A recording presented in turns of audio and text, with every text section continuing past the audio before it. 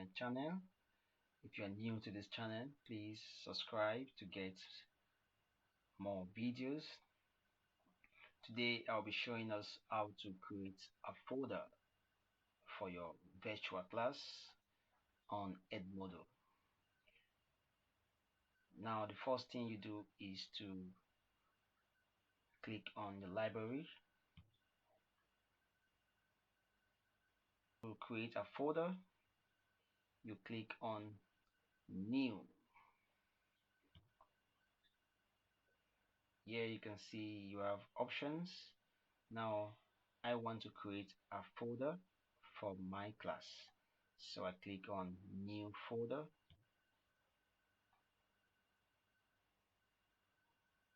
That's it. For me, I like to name my folder after my class. So my class is a chemistry class, so we call this chemistry folder. Chemistry folder. All right. Select a grade. It's for 12th grade.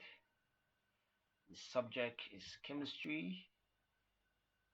It's a science. You add a folder.